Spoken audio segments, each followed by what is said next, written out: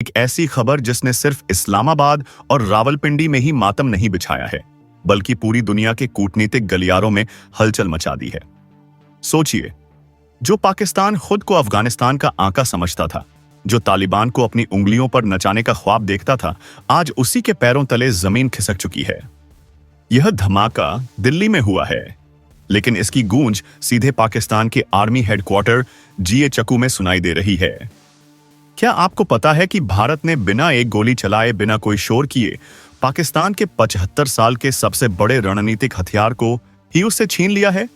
जी हां, यह बिल्कुल सच है। भारत की खामोश कूटनीति ने वो कर दिखाया है जिसकी कल्पना भी शहबाज शरीफ और उनके आर्मी चीफ आसिम मुनीर ने कभी नहीं की होगी। पाकिस्तान की वो घेराबंदी, जिसका प्लान बरसों से बन रहा था, आज पूरी हो चुकी है। तो आखिर दिल्ली में ऐसा क्या होने जा रहा है? तालिबान ने पाकिस्तान को साइड करके भारत के लिए ऐसा कौन सा बड़ा ऐलान कर दिया है? क्या भारत ने तालिबान को मान्यता दे दी है? और सबसे बड़ा सवाल, क्या कश्मीर पर तालिबान भारत के साथ आ गया है?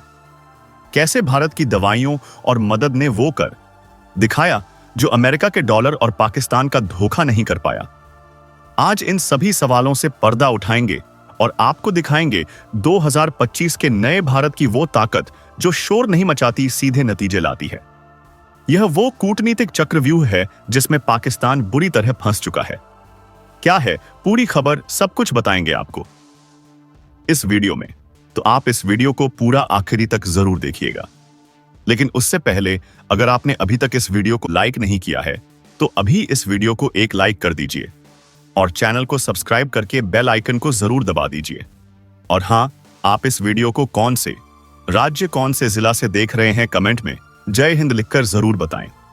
दोस्तों, चलिए उस राज से पर्दा उठाते हैं जिसने इस्लामाबाद की जड़ों को हिलाकर रख दिया है। यह खेल है एक नियुक्ति का। जी हां, आपने सही सुना, एक डिप्लोमेटिक अपॉइंटमेंट। सुनने में यह आपको बहुत मामूली सी बात लग सकती है ना, कि एक अवसर ही तो आ रहा है। लेकिन रुकिए, कूटनीति की दुनिया में खासकर जब बात भारत, पाकिस्तान और अफगानिस्तान की हो तो एक छोटी सी नियुक्ति भी एक परमाणु बम से ज्यादा असर रखती है। और यह तो फिर भी बहुत बड़ा कदम है। खबर बिल्कुल पक्की है दोस्तों। तालिबान, जो इस वक्त काबुल पर पूरी तरह काबिज है, वह बहुत जल्द, शायद इसी दिसंबर या अगले साल 2025 की जनवरी की शुरुआत में ही दिल्ली में, जी हां, भारत की राजधानी नई दिल्ली में अपने पहले आधिकारिक राजनयिक की नियुक्ति करने जा रहा है। इसे बिल्कुल सरल आम भाषा में समझिए, यह तालिबान की तरफ से भारत को दिया गया सबसे बड़ा, सबसे साफ सिग्नल है। यह एक ऐसा इशारा है जिसे पाकिस्तान कभी नहीं पढ़ना चाहेगा। यह सिग्नल है कि अफगानिस्तान अब पाकिस्तान के उस जहरीले चंगुल से पूरी तरह आजाद होना चाहता है जिसने उसे दशकों तक बर्बाद किया।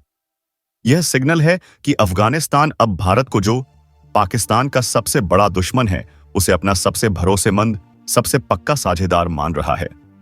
यह कोई रातों रात हुआ चमत्कार नहीं है दोस्तों। इसके पीछे भारत की वो खामोश डिप्लोमेसी है, वो साइलेंट पावर है जिसने पाकिस्तान के 75 साल से चल रहे इस्लामिक भाईचारे के झूठे प्रोपेगेंडा को जड़ से उखाड़कर मिट्टी में मिला दिया है। इस बड़े खेल की नींव, इस बड़ी सफलता की बुनियाद असल में पिछले महीने ही रख दी गई थी, जब तालिबान के सबसे बड़े नेताओं में से एक, उनके विदेश मंत्री आमिर खान मुत्तकी ने भारत की एक अघोषित यानी सीक्रेट यात्रा की थी। यह एक अभूतपूर्व, एक अनहोनी जैसी घटना थी। सोचिए, जिस तालिबान से दुनिया बात करने से कतराती है, उसका विदेश मंत्री चुपचाप दिल्ली आता है, भारत के आला अधिकारियों से बात करता है। यह एक ऐसा कदम था जिसने पाकिस्तान के सीने पर सांप लौटा दिए थे। उस वक्त इस्लामाबाद में खलबली मच गई थी कि आखिर चल क्या रहा है। इस यात्रा के दौरान जो तय हुआ, जो वादे किए गए, वह अब जमीन पर उतर रहे हैं, वह अब हकीकत बन रहे हैं। भारत ने तय किया है कि काबुल में जो हमारा टेक्निकल मिशन काम कर रहा था, यानी जो हमारे कुछ अधिकारी वहां फंसे, भारतीयों की मदद और मानवीय सहायता के काम को देख रहे थे, उसे अब अपग्रेड किया जाएगा। उसे अब एक फुल फ्लेज दूतावास, यानी एक पूर्ण दूतावास का दर्जा देने का फैसला हो चुका है। और बदले में यह है सबसे बड़ी खबर, बदले में भारत ने तालिबान को दिल्ली में अपना राजनयिक बयाने की इजाजत दे दी है। यह कोई छोटी मोटी ट्रेड ऑफिस नहीं होगी, यह बाकायदा एक डिप्लोमेटिक मिशन होगा। दोनों पक्ष यानी भारत और अफगानिस्तान जल्द ही अपने अपने मिशनों का नेतृत्व करने के लिए एक चार्ज डी अफेयर्स यानी एक प्रभारी की नियुक्ति करने वाले हैं। यह जीत किसी जंग के मैदान में हासिल नहीं हुई है दोस्तों, यह जीत हासिल हुई है कूटनीति की उस बिसात पर जहां भारत का मुकाबला करने वाला आज कोई नहीं है। यह उस नए भारत की जीत है जो जानता है कि दुश्मन के दोस्त को कैसे अपना दोस्त बनाना है। भारत ने वो कर दिखाया जो सुपर पावर अमेरिका अपनी सबसे महंगी तोपों, अपने फाइटर जेट्स और अपने लाखों सैनिकों के दम पर नहीं कर पाया। भारत ने वो किया जो पाकिस्तान अपने धोखे, अपने फरेब और अपने डबल गेम से कभी नहीं कर पाया। भारत ने अफगानिस्तान के लोगों का, वहां के आम इंसान का दिल जीता है, और यह दिल किसी बंदूक की नोक पर नहीं जीता गया। यह दिल जीता गया है प्यार से, मदद से, इंसानियत से। याद कीजिए वो दिन जब अमेरिका अफगानिस्तान से भागा था, जब तालिबान ने काबुल पर कब्जा किया था। पूरी दुनिया ने अफगानिस्तान से मुंह मोड़ लिया था। वहां भुखमरी फैल रही थी, अस्पतालों में दवाइयां खत्म हो चुकी थीं, बच्चे बिलख रहे थे। उस मुश्किल वक्त में जब पाकिस्तान उन्हें सिर्फ नसीहतें दे रहा था, उन्हें धमका रहा था, तब भारत सराहनीय, हमारा भारत उन्हें मदद भेज रहा था। भारत ने बिना किसी शर्त के, बिना किसी भेदभाव के वहां अनाज भेजा, गेहूं की खेप भेजी, और अभी हाल ही में भारत ने 16 टन से ज्यादा दवाइयां, जी हां 16 टन, खासकर वह दवाइयां जो मच्छर से होने वाली खतरनाक बीमारियों जैसे मलेरिया और डेंगू से लड़ने के लिए जरूरी थी, वो अफगानिस्तान को दान दी हैं। यह कोई छिपी हुई बात नहीं है। तालिबान के प्रवक्ता ने खुद दुनिया के सामने आकर भारत की इस मदद की खुलकर सराहना की।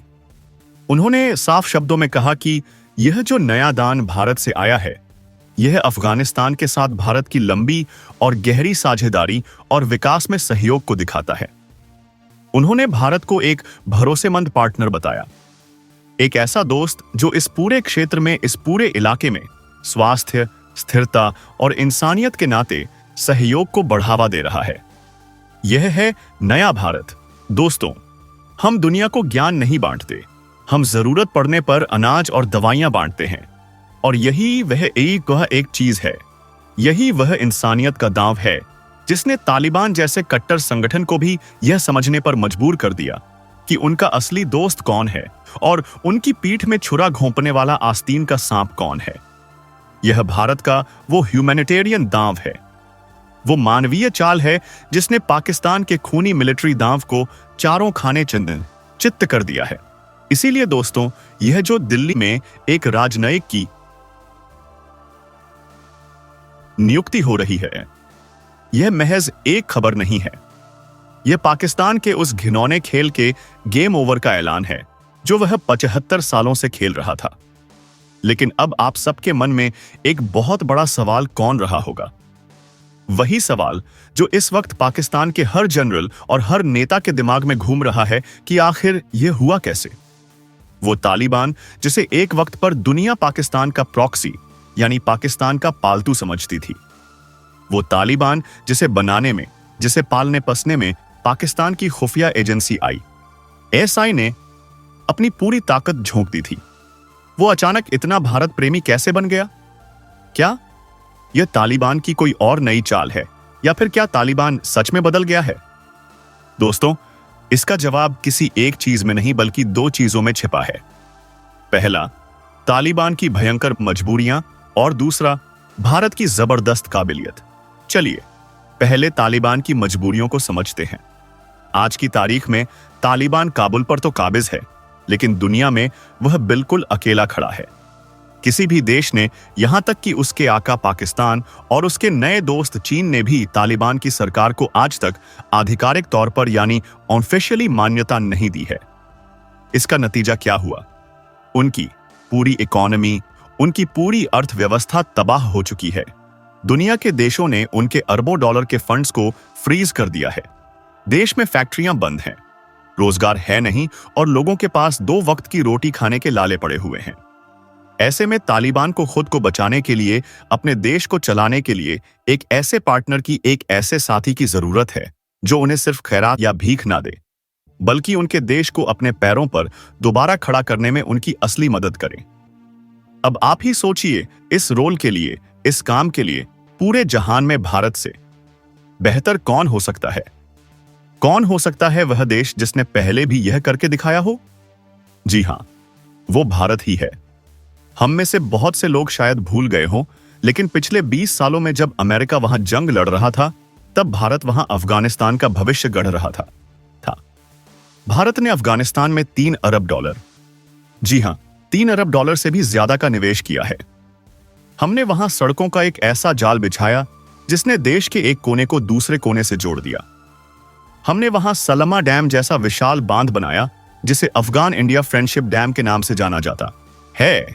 उस बांध ने न सिर्फ हजारों एकड़ बंजर जमीन को हरा भरा किया, बल्कि लाखों घरों में बिजली भी पहुंचाई। यह वही भारत है जिसने अफगानिस्तान की पार्लियामेंट उनके लोकतंत्र के मंदिर की शानदार बिल्डिंग बनाकर उन्हें तोहफे में दी।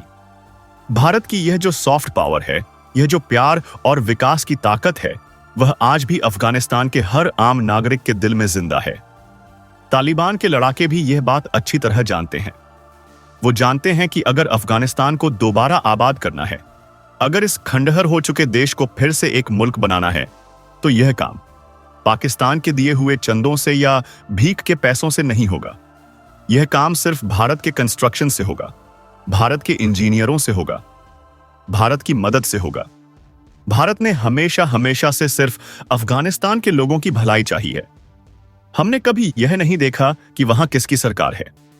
हमारी दोस्ती वहां की सरकार से नहीं, वहां की आवाम से है, वहां के लोगों से है। जबकि पाकिस्तान ने इसके ठीक उलट हमेशा अफगानिस्तान को सिर्फ एक मोहरा समझा, अपनी शतरंज की एक बिसात समझा जिसे वह भारत के खिलाफ इस्तेमाल कर सके। तालिबान आज यह फर्क साफ साफ देख रहा है।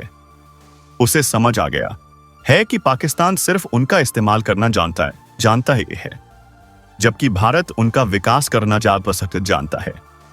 उसे पता है कि पाकिस्तान के साथ रहकर वो सिर्फ एक आतंकवादी संगठन बने रहेंगे, लेकिन भारत के साथ आकर वो एक देश चला सकते हैं। यह है भारत की काबिलियत और यह है तालिबान की मजबूरी, जिसने इस नामुमकिन से दिखने वाले रिश्ते को मुमकिन बना दिया है। और दोस्तों, अब बात करते हैं उस सबसे बड़े धमाके की, उस सबसे बड़ी खबर की, जिसने पाकिस्तान को सबसे गहरा, सबसे नासूर जख्म दिया है। यह वो खबर है जिसने पाकिस्तान के 75 साल पुराने प्रोपेगेंडा की धज्जियां उड़ा दी हैं, और वो है कश्मीर का मुद्दा। जी हां, कश्मीर। आप और हम सब जानते हैं कि पाकिस्तान नाम का देश जब से बना है, तब से उसकी पूरी विदेश नीति, उसकी पूरी पहचान, उसका पूरा वजूद सिर्फ एक चीज पर टिका है, वो है कश्मीर और भारत से नफरत। पाकिस्तान पिछले 75 सालों से कश्मीर के नाम पर इस्लामिक भाईचारे का घिनौना ढोंग रचता रहा है। वो दुनिया के तमाम मुस्लिम देशों के पास जाकर उनके सामने गिड़गिड़ाकर उन्हें भारत के खिलाफ भड़काने की कोशिश करता रहा है। वो यह सपना देख रहा था कि जब तालिबान, जो एक कट्टर इस्लामिक संगठन है, वह जब अफगानिस्तान की सत्ता में आएगा तो वह पाकिस्तान का साथ देगा। वो सोच रहा था कि तालिबान के आने के बाद वो अफगानिस्तान की जमीन का इस्तेमाल भारत में अशांति फैलाने के लिए करेगा, कश्मीर में आतंकवाद को और भड़काने के लिए करेगा। पाकिस्तान ने सपने बुने थे कि तालिबान कश्मीर पर उसके सुर में सुर मिलाएगा, लेकिन दोस्तों, हुआ क्या? हुआ ठीक इसका उलटा। ऐसा उलटा कि पाकिस्तान आज तक सदमे से बाहर नहीं आ पाया है। जब तालिबान के विदेश मंत्री आमिर खान मुत्तकी भारत की उस सीक्रेट यात्रा पर आए थे, तब इस मुद्दे पर भी बात हुई, और उस बातचीत के बाद तालिबान ने जो आधिकारिक तौर पर कहा, जो बयान दिया, उसने पाकिस्तान के प्रोपेगेंडा की सारी हवा निकाल दी। तालिबान ने साफ, स्पष्ट और ऊंचे शब्दों में कहा कि जम्मू और कश्मीर भारत की संप्रभुता का मामला है। उन्होंने कहा कि यह भारत का अंदरूनी मसला है। सोचिए जरा दोस्तों, यह बयान कोई छोटा मोटा बयान नहीं है। यह पाकिस्तान के मुंह पर एक ऐसा करारा तमाचा था जिसकी गूंज सदियों तक सुनाई देगी। जिस तालिबान को उसने अपने खून से सींचा, जिसे अपना बाप की तरह पाला पोसा, आज वही बच्चा अपने बाप पाकिस्तान को आईना दिखा रहा था, उसे ज्ञान दे रहा था। यह भारत की कूटनीति की, हमारे प्रधानमंत्री की विदेश नीति की सबसे बड़ी, सबसे ऐतिहासिक जीतों में से एक है। और बात यहीं खत्म नहीं हुई। भारत ने भी बदले में एक बहुत बड़ा और सधा हुआ कदम उठाया। जब तालिबान ने हमारी संप्रभुता का सम्मान किया, तो भारत ने भी अफगानिस्तान की संप्रभुता और उनकी क्षेत्रीय अखंडता यानी उनकी सीमाओं का पूरा समर्थन किया। अब यह सुनने में बहुत डिप्लोमेटिक लगता है, लेकिन इसका असली मतलब समझिए। इसका मतलब था पाकिस्तान के लिए एक सीधा और कड़ा मैसेज। भारत तालिबान के साथ मिलकर पाकिस्तान को यह कह रहा था कि अब बहुत हो गया, अब तुम अफगानिस्तान के अंदरूनी मामलों में दखल देना बंद कर दो। यह पाकिस्तान की उस स्ट्रेटेजिक डेप्थ की पॉलिसी पर सीधा हमला था। यह भारत का वो मास्टर स्ट्रोक है जिसने पाकिस्तान को सच में कहीं का नहीं छोड़ा। अब वो न घर का रहा न घाट का। एक तरफ उसका 75 साल का कश्मीर एजेंडा तालिबान ने ही खारिज कर दिया, और दूसरी तरफ अफगानिस्तान में दखल देने के उसके रास्ते भी भारत ने बंद कर दिए। तो यह सब देखकर, यह सब सुनकर पाकिस्तान का खौफ में आना, उसका डरना, उसका बौखला जाना लाजमी है। दोस्तों, यह उसके पूरे वजूद पर सवाल खड़ा हो गया है। सोचिए दोस्तों, उस पाकिस्तान की हालत इस वक्त क्या हो रही होगी।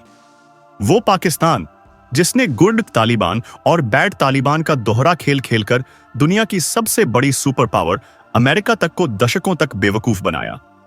आज वह खुद अपने ही बुने जाल में, अपने ही खेल में एक मकड़ी की तरह फंस गया है। आज पाकिस्तान की सबसे बड़ी चिंता क्या है? वो एक शब्द है दोस्तों, जिसे वो स्ट्रेटेजिक डेप्थ कहते हैं। यह पाकिस्तान की मिलिट्री का, उनकी फौज का वो सबसे घिनौना, सबसे खतरनाक सिद्धांत था, जिसके मुताबिक अफगानिस्तान उनका पिछवाड़ा है।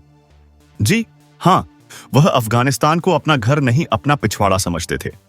उनका मानना था, उनका प्लान था कि अगर कभी खुदा ना खास्ता भारत के साथ उनकी फुल स्केल वॉर यानी एक बड़ी जंग छिड़ गई, तो वह अपनी सेना के जरूरी हिस्सों को, अपने बड़े हथियारों को और अपने आतंकी सरगनाओं को बचाने के लिए अफगानिस्तान की जमीन का इस्तेमाल करेंगे। वो अफगानिस्तान को अपना गुलाम समझते थे, एक ऐसी जमीन जहां वो अपने पाप छिपा सके। लेकिन जैसे ही 2021 में तालिबान ने काबुल पर कब्जा किया, पाकिस्तान का यह स्ट्रेटेजिक डेप्थ का सपना, उनकी यह रणनीतिक गहराई की सोच उन्हीं के लिए एक स्ट्रेटेजिक ग्रेव यानी एक रणनीतिक कब्र बन चुकी है। यह कब्र उन्होंने खुद अपने हाथों से खोदी है। तालिबान ने सत्ता में आते ही सबसे पहले क्या किया जानते हैं? उन्होंने सबसे पहले पाकिस्तान के साथ उस नासूर को छेड़ा जिसे ड्यूरेंट लाइन कहते हैं। यह वो सरहद है, वह लकीर है जिसे अफगानिस्तान आज तक नहीं मानता। तालिबान का कहना है कि यह एक नकली लकीर है जिसे अंग्रेजों ने धोखे से खींचा था, और यह पश्तूनों की जमीन को बांटती है। तालिबान के आते ही आए दिन ऐसी खबरें आने लगी कि तालिबान के सैनिकों ने पाकिस्तानी फौजियों को दौड़ा दौड़ा कर पीटा। सीमा पर जो बाढ़ पाकिस्तान लगा रहा था, उसे तालिबानी सैनिकों ने उखाड़ फेंका। सीमा पर भारी झड़पें होने लगी, जिसमें दर्जनों पाकिस्तानी सैनिक मारे गए। पाकिस्तान ने जिस इस्लामिक भाईचारे का सपना देखा था, वो एक खूनी संघर्ष में, एक खूनी लड़ाई में बदल गया। और दोस्तों, यह तो कुछ भी नहीं है। इससे भी बड़ा सिरदर्द जिसने पाकिस्तान की नींद हराम कर रखी है, वो है टीटीपी यानी तहरीक-ए-तालिबान पाकिस्तान। यह वही आतंकी संगठन है जो आज पाकिस्तान के अंदर बम धमाके कर रहा है, उनकी फौज पर हमले कर रहा है और पाकिस्तान के टुकड़े टुकड़े करने की कस्में खा रहा है। और पाकिस्तान का सबसे बड़ा इल्जाम, सबसे बड़ा दर्द यह है कि अफगानिस्तान का तालिबान, जिसे वह अपना भाई समझता था, वही इस टीटीपी को पूरी पनाह दे रहा है, उन्हें हथियार दे रहा है, उन्हें ट्रेनिंग दे रहा है। यानी दोस्तों, इसे कहते हैं कर्मों का फल। पाकिस्तान ने जिस सांप अफगान तालिबान को भारत को डसने के लिए सालों तक अपने घर में दूध पिलाया, आज वही सांप इतना बड़ा और जहरीला हो गया है कि वो अपने बच्चे टीटीपी पैदा करके खुद पाकिस्तान को ही डस रहा है। पाकिस्तान के आर्मी चीफ आसिम मुनीर और उनके प्रधानमंत्री शहबाज शरीफ की हालत इस वक्त उस चोर जैसी हो गई है जो ना तो कुछ उगल पा रहा है और ना ही कुछ निगल पा रहा है। उनकी इकोनॉमी, उनकी अर्थव्यवस्था तो पहले ही कंगाल हो चुकी है। वह आईएमएफ के सामने कटोरा लेकर भीख मांग रहे हैं, और अब उनकी जो डिफेंस पॉलिसी थी, उनका जो घमंड था, वो भी दिवालिया हो गया है। भारत के साथ तालिबान की यह जो नई नजदीकी है, यह जो नई दोस्ती है, ये पाकिस्तान के लिए एक टू फ्रंट वॉर यानी दो मोर्चों वाले युद्ध का वो सबसे बुरा सपना है जो आज सच हो गया है। एक तरफ है ताकतवर भारत और दूसरी तरफ है वह अफगानिस्तान जिसे वह कल तक अपना घर समझता था, लेकिन आज वह उसका सबसे बड़ा दुश्मन बन बैठा है। यह है 2025 के नए भारत की नई कूटनीति का जलवा, जिसने दुश्मन को घर में घुसकर बिना गोली चलाए मात दे दी है। दोस्तों, यह जो पूरा खेल चल रहा है, यह जो नई बिसात बिछी है, यह सिर्फ भारत, पाकिस्तान और अफगानिस्तान तक ही सीमित नहीं है।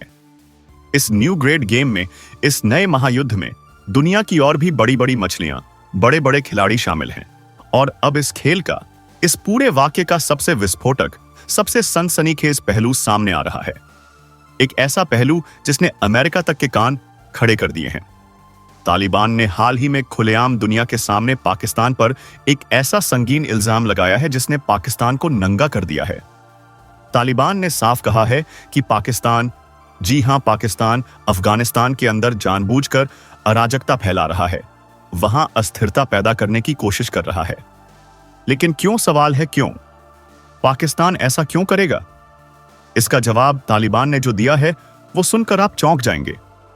तालिबान का इल्जाम है कि पाकिस्तान यह सब इसलिए कर रहा है ताकि वह अमेरिका को अपने पुराने आका अमेरिका को वापस आने का बहाना दे सके।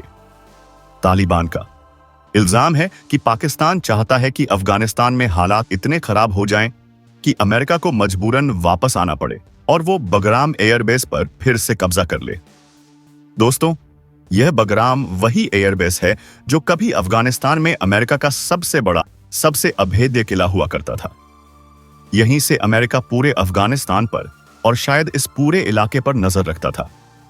यह इल्जाम, अगर इसमें 1% भी सच्चाई है, तो यह दिखाता है कि पाकिस्तान अपने नाकाओं को, अपने अमेरिकी मालिकों को खुश करने के लिए और उनसे कुछ अरब डॉलर की भीख पाने के लिए किस हद तक गिर सकता है। वो अपने ही पड़ोसी, जिसे वह अपना इस्लामिक भाई कहता है, उसकी बर्बादी का सौदा करने को तैयार है। वह चाहता है कि उसका पड़ोसी जलता रहे ताकि वह उस आग पर अपनी सियासत की रोटियां सेक सके। लेकिन भारत की एंट्री ने, भारत के इस मास्टर स्ट्रोक ने पाकिस्तान के इस गंदे खेल को, इस घिनौनी साजिश को बिगाड़ कर रख दिया है। अब दुनिया के सामने दो मॉडल हैं।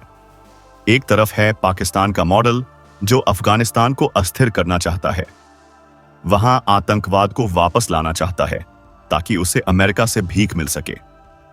और दूसरी तरफ है भारत का मॉडल जो अफगानिस्तान को स्थिरता दे रहा है, वहां के लोगों को दवाइयां और अनाज दे रहा है, वहां विकास ला रहा है ताकि वो देश अपने पैरों पर खड़ा हो सके। अब फैसला तालिबान को करना था और दोस्तों, तालिबान ने अपना फैसला कर लिया है। उन्हें विकास चाहिए या विनाश, उन्हें भारत की दोस्ती चाहिए या पाकिस्तान का धोखा। और उनका दिल्ली में अपना राजनयिक भेजना, उनका भारत की तरफ हाथ बढ़ाना उनके इस फैसले को साफ साफ जाहिर करता है। इस पूरे चक्रव्यूह में एक खिलाड़ी और है दोस्तों, जो खामोशी से, बहुत खामोशी से यह सारा खेल देख रहा है, और वो है चीन। जी हां, चीन जो पाकिस्तान का सदाबहार दोस्त है, उसकी आयरन ब्रदरशिप का दम भरता है। चीन ने पाकिस्तान में CPEC यानी चीन पाकिस्तान इकोनॉमिक कॉरिडोर में अपने अरबों खरबों डॉलर फूंक दिए हैं। लेकिन वो TTP जिसका जिक्र हमने पहले किया, उसी TTP के हमलों ने CPEC के प्रोजेक्ट को लगभग ठप कर दिया है। TTP के आतंकी आए दिन पाकिस्तानी फौज के साथ साथ चीनी इंजीनियरों को भी मार रहे हैं। चीन की सबसे बड़ी चिंता यह है कि अगर पाकिस्तान, जो पहले ही आर्थिक रूप से फेल हो चुका है, अगर वह सुरक्षा के मामले में भी फेल हो गया, तो उसका CPEC का पूरा सपना, उसका वो अरबों डॉलर का निवेश मिट्टी में मिल जाएगा।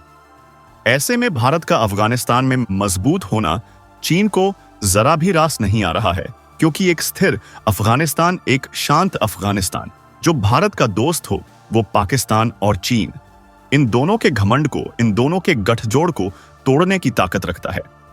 वो भारत को मध्य एशिया तक पहुंचने का वो रास्ता देता है जो पाकिस्तान और चीन कभी नहीं देना चाहते। यह है वो बड़ा खेल जिसमें भारत ने आज पाकिस्तान और चीन दोनों को एक साथ शह और मात दे दी है। तो दोस्तों, देखा आपने, यह सिर्फ एक खबर नहीं है, यह एक राजनयिक की नियुक्ति का मामूली वाकया नहीं है। यह 2025 के भारत की उस नई ताकत का सबूत है जो बदल रही है, जो बढ़ रही है।